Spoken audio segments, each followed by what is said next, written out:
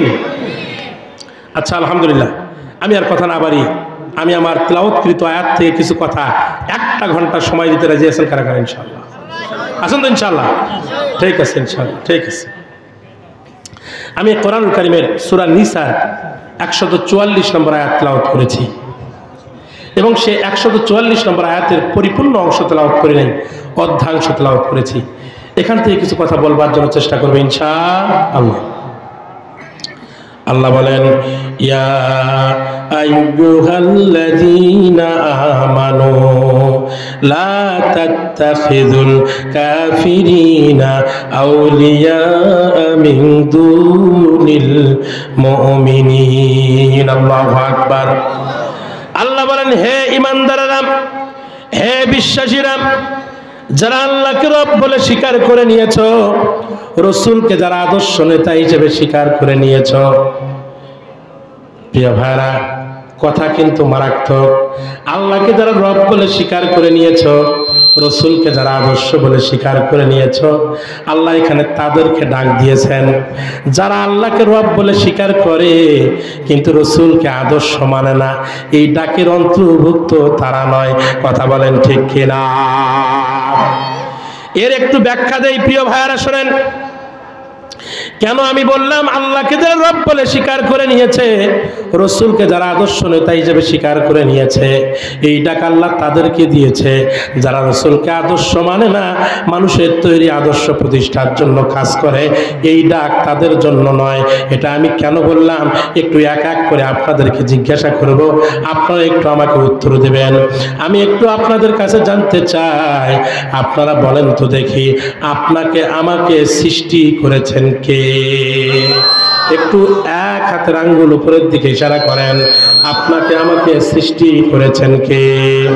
জোরে বলেন, কে? ঠিক আছে, আপনারা উত্তর দিলেন আল্লাহ। এবার একটু মক্কার কাফিরদেরকে জিজ্ঞাসা করে দেখি। আল্লাহ কোরআনুল কারীমের ভেতরে বলেন, ওয়ালা ইন সাআলতাহুম, মক্কার কাফিরদেরকে যদি জিজ্ঞাসা করা যায়, মান খালাকাহুম, ও মক্কার কাফেররা তোমাদেরকে কে সৃষ্টি করেছে, মক্কার কাফেররা উত্তর দেয়, লা ইয়াকুলুনাল্লাহ, অবশ্যই আল্লাহ আমাদেরকে সৃষ্টি করেছে। তাহলে মক্কার কাফেররা বলে আমাদেরকে আল্লাহ সৃষ্টি করেছে। আপনাদেরকে জিজ্ঞেস করলাম, আপনারাও বলেন আল্লাহ সৃষ্টি করেছে। কথা বলেন ঠিক কিনা? এবার আসেন, আপনাদের কাছে আমার জিজ্ঞাসা, একটু বলবেন তো, একটু এক আঙ্গুল উপরের দিকে ইশারা করে বলবেন, এই আসমান জমিনের মালিক কে? হাত নামান। এবার ওয়ালা ইনসাল তাহুম, মক্কার কাফিরদেরকে যদি জিজ্ঞাসা করা হয়, মান খালাকাস সামাওয়াতি ওয়াল আরদ, হে মক্কার কাফেররা বলো দেখি আসমান জমিন কে সৃষ্টি করেছেন?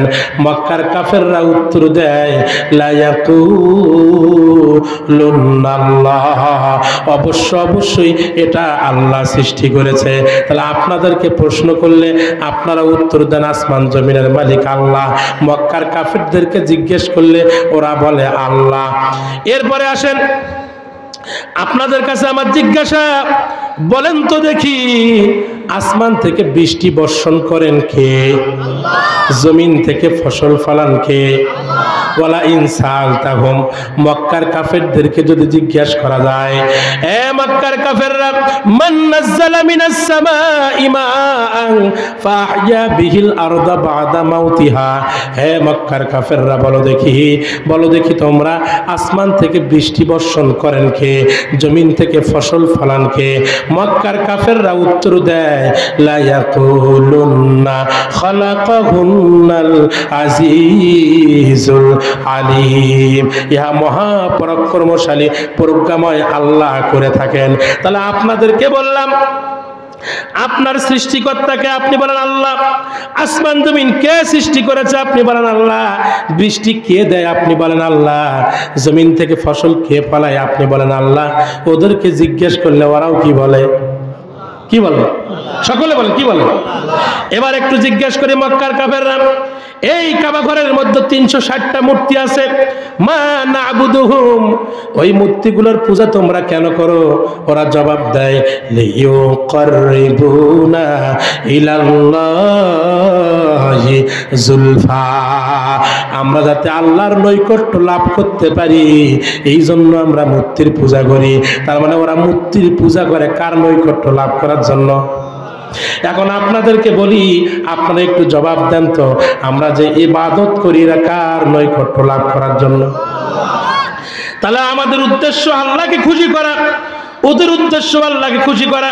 ওরা আসমানের মালিক আল্লাহ মানে, জমিনের মালিক আল্লাহ মানে, আসমান জমিনের মালিক সৃষ্টিকর্তা আল্লাহ মানে, এবং ফল ফসলের মালিক আল্লাহ মানে, বৃষ্টি বর্ষণের মালিক আল্লাহ মানে, রিজিক দাতা আল্লাহ মানে, মূর্তি পূজাও করে আল্লাহকে সন্তুষ্ট করার জন্য। তাহলে আপনি মুসলমান, ওরাও যা মানে আপনিও তা মানেন, তাহলে ওরা কাফের, আপনি কেমনে মুসলমান? ঠিক না? কেমনে মুসলমান? ওরা কাফের এই জন্য, ওরা যখন রাসূলুল্লাহ যখন তার পদ্ধতি নিয়া ওই মক্কার লোকদেরকে বলেন লাউ কুনতুম কালিমাতুন ওয়াহিদাতুন, তোমরা যদি একটা কথার উপর একমত হতে পারো, তামলিকুনা বিহাল আরব, গোটা আরবের রাজত্ব আল্লাহ রাব্বুল আলামিন তোমাদের হাতে দিয়ে দেবেন। এই কথা যখন বলল, সঙ্গে সঙ্গে ওরা বলল মুহাম্মদ কি বলতে চাও, তাড়াতাড়ি বলো, কোন কথা শুনলে আল্লাহ গোটা আরবের রাজত্ব দেবে? রাসূল আমার বললেন কুলু লা ইলাহা ইল্লাল্লাহু তুফলিহুন, তোমরা শুধু বলো আল্লাহ ছাড়া কোনো আইনদাতা নাই, আল্লাহ ছাড়া কোনো বিধানদাতা নাই। ও আমার প্রিয় ভাইরা, এই কথা যদি মক্কার লোকেরা স্বীকার করে নেয়, তাহলে আল্লাহকে যদি আইনদাতা মানে তাহলে কোরআনকে তাদের মানা লাগে। 2 নম্বরে আল্লাহকে যদি আইনদাতা বিধানদাতা মানে তার রাসূলের অনুসরণ তাদের করা লাগে। ওরা তখন চিন্তা করলো লা ইলাহা ইল্লাল্লাহ, এই কথা আমরা মানি না, এই কথা আমরা মানি না।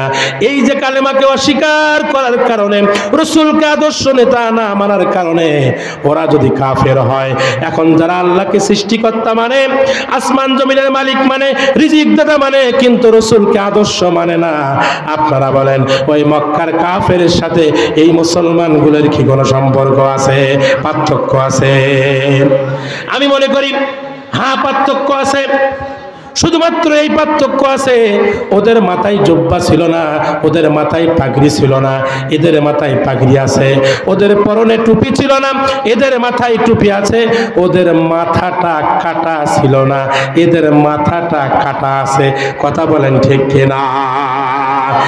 ও আমার প্রিয় ভাইরা, এই জন্য আমি আপনাকে বলি, আল্লাহর এই ডাকের যদি আপনি অধীন হতে চান, তাহলে আপনাকে আল্লাহকে রব বলে স্বীকার করে নিয়ে কোরআন নামক বিধানকে গ্রহণ করতে হবে, রাসূল নামক আদর্শকে গ্রহণ করতে হবে। কথা বলেন ঠিক কিনা? এবার আল্লাহ কি বলে শোনো, লা তাত্তাখিযুল কাফিরিনা আউলিয়া মিন দুনিল মুমিনিন।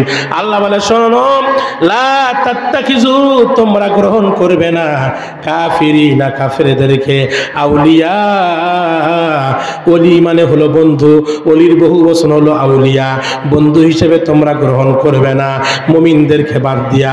মুমিনদেরকে বাদ দিয়া এই দুনিয়ায় হে ইমানদাররা, তোমরা কখনো কোনো কাফেরকে অন্তরঙ্গ বন্ধু হিসেবে গ্রহণ করবে না।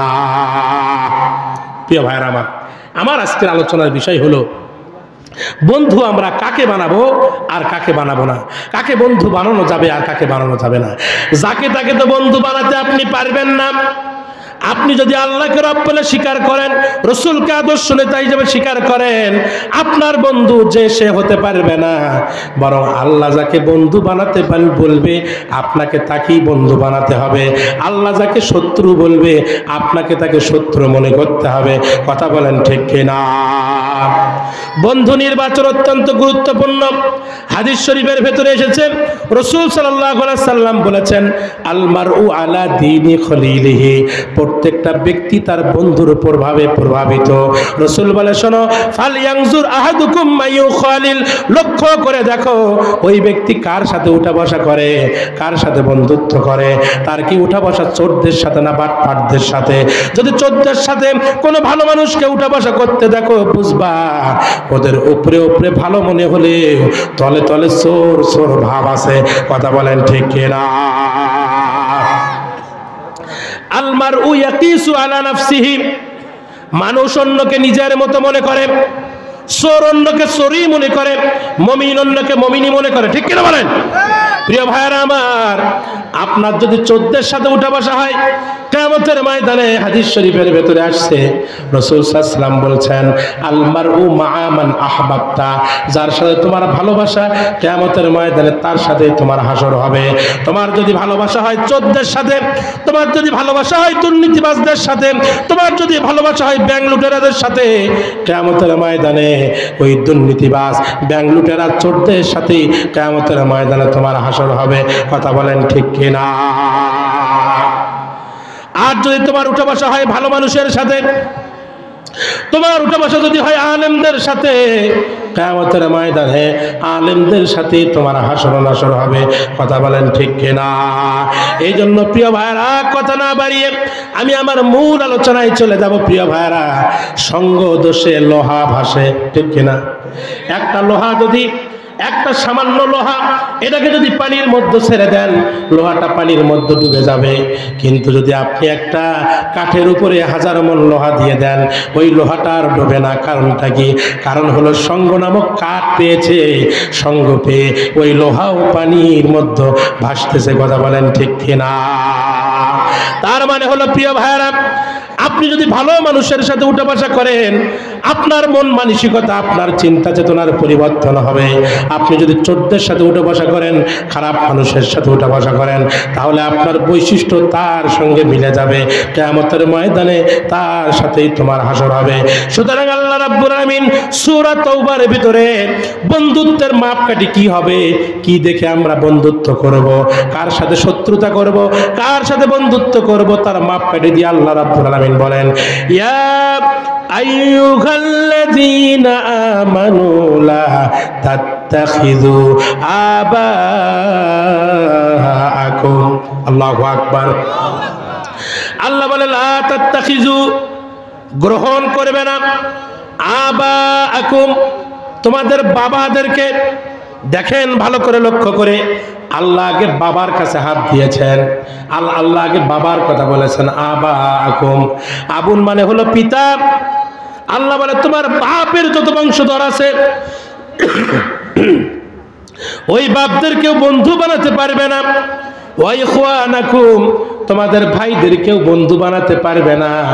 তোমার বাপ ভাই তোমার বন্ধু হতে পারবে না। ইনিস্তাহাব্বুল কুফরা আলাল ঈমান, যদি তোমার বাপ ভাই ঈমানের চাইতে কুফরিকে বেশি ভালোবাসে, তাহলে তোমার বাপ ভাইও তোমার বন্ধু হতে পারবে না। কথা বলেন ঠিক কিনা? আল্লাহ বলছে শোনো, ইয়া আইয়ুহাল্লাযীনা আমানু লা তাত্তাখিযু আবাআকুম ওয়া ইখওয়ানাকুম, হে ঈমানদাররা শোনো, তোমার বাপ ভাই যদি ঈমানের চাইতে কুফরিকে বেশি প্রাধান্য দেয়, আলেমদের চাইতে জালেমের সাথে সখ্যতা বেশি রাখে, তাহলে তোমার বাপ এবং ভাই হোক না কেন, সে তোমার অন্তরঙ্গ বন্ধু হতে পারে না। কথা বলেন ঠিক কিনা? তোমার বন্ধুত্বের মাপকাঠি হলো ঈমান। তোমার বন্ধু সে হবে যে যার ঈমান আছে। যে ব্যক্তির ঈমান নাই, ও যদি বাপও হয় ভাইও হয়, তবুও সে তোমার বন্ধু হতে পারে না। এখন আপনাদের কাছে আমার জিজ্ঞাসা, জোরে সোরে সকলে বলেন, ঈমানের মাপকাঠি কি? রক্ত সম্পর্কীয় আত্মীয়তা নাকি ঈমান? বন্ধুত্বের মাপকাঠি কি? ঈমান। প্রিয় ভাইরা, এইটা বোঝা যায় সবচেয়ে নির্বাচন আসলে। নির্বাচনের প্রার্থী হয়েছে একজন আলেম, মনে করেন তার বাসা এখান থেকে 5 কিলো দূরে, আরেকজন ভোটে দাঁড়াইছে আপনার গ্রামের লোক। যে লোক দূর থেকে দাঁড়িয়েছেন সে ব্যক্তি ইমানদার, ভালো মানুষ, নামাজি মানুষ। যে ব্যক্তি বাড়ির কাছে দাঁড়িয়েছেন সে ব্যক্তি নামাজিও নয়, ইমানদারও নয়, কোরআনের পক্ষের লোক নয়। আপনাকে যদি কেউ ভোট দিতে বলে, আপনি বলেন এলাকা বাদ দিয়ে কি বাইরে ভোট দেওয়া যাবে? ঠিক কিনা বলেন? অথচ আল্লাহ কি বলেন, হে ইমানদাররা শোনো, তোমাদের অন্তরঙ্গ বন্ধু হতে পারবে না তোমার বাবা এবং ভাই। ইনস্তাহাব্বুল কুফরা আলাল ঈমান, যদি তারা ঈমানের চাইতে কুফরিকে বেশি প্রাধান্য দেয় তাহলে তোমার বাপ ভাইও তোমার বন্ধু হতে পারে না। কথা বলেন ঠিক কিনা?